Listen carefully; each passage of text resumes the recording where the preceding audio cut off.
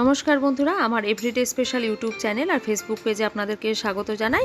আশা করি সকলে ভালো আছেন। আজকে আমি গরমকালে আমাদের শরীর ঠান্ডা রাখার জন্য সজনে আর আলু টমেটো দিয়ে একটা ঝোল বানিয়ে দেখাবো। তো এই রেসিপিটা আপনারা তৈরি করে দেখবেন। এটাতে গরমকালে যেরকম পুষ্টিকর সেরকম সুস্বাদুও বটে। আলুগুলোকে আমি লম্বা লম্বা করে পিস করে নিয়েছি আর সজনেগুলো খোসা ছাড়িয়ে টুকরো টুকরো করে কেটে নিয়েছি।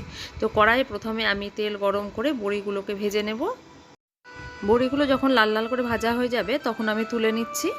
তো এবার কড়াইয়ের মধ্যে আমি 5 ফোড়ন হিসাবে ব্যবহার করছি। ফোড়নগুলো ভাজা ভাজা হয়ে যাওয়ার পরে এর মধ্যে আলু দিয়ে দেব। আলুগুলোকে হালকা ভাজা ভাজা করব। তারপরে এর মধ্যে কেটে রাখা সজনেগুলো দিয়ে দেব।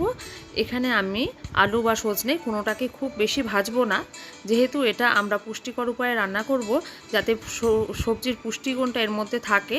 তো তার জন্যই আমি সমস্ত সবজিকে হালকা করেই ভাজবো, বেশি ভাজবো না, সেদ্ধটা যাতে বেশি করে হয় সেদিকে খেয়াল রাখবো। তো এর মধ্যে টমেটো মিশিয়ে লবণ আর হলুদ দিয়ে দেবো। তারপরে এটাকে আমরা জল দিয়ে দেবো, গরম জল, যাতে এটা সেদ্ধ হয়ে যায় তাড়াতাড়ি। তো খুব ভালো করে লবণ হলুদটাকে আমি মিশিয়ে নিচ্ছি।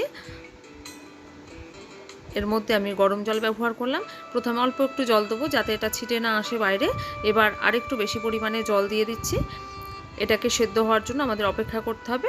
তো আমি একটু ঢাকনা দিয়ে এটাকে একটু অপেক্ষা করব যাতে ভালো মতো সেদ্ধ হয়।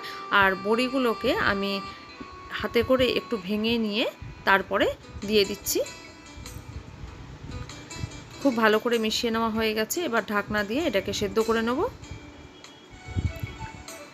দেখুন, আমাদের কিন্তু এটা একদমই ভালো করে সেদ্ধ হয়ে গেছে। আলু সজনে সমস্ত কিছুই একটু চেক করে নিচ্ছি। তো এবার এটা গ্রেভিটা যাতে থাকে তো সেদিকে লক্ষ্য রাখবো। আর এর মধ্যে এখন ফোড়ন দিচ্ছি গোলমরিচের গুঁড়ো আর দিচ্ছি ভাজা জিরের গুঁড়ো। এটা পুষ্টিকর উপায়ে রান্না করেছি, সেই জন্য কিন্তু বেশি তেল মশলা এর মধ্যে নেই। তো এটা গরমকালে আমাদের শরীরকেও ঠান্ডা লাগবে আর খেতেও কিন্তু ভীষণ সুস্বাদু হয়, একটু অন্যরকম। তো আপনারা এটা বাড়িতে চেষ্টা করবেন। সুস্থ থাকবেন, ভালো থাকবেন। আমার চ্যানেলটা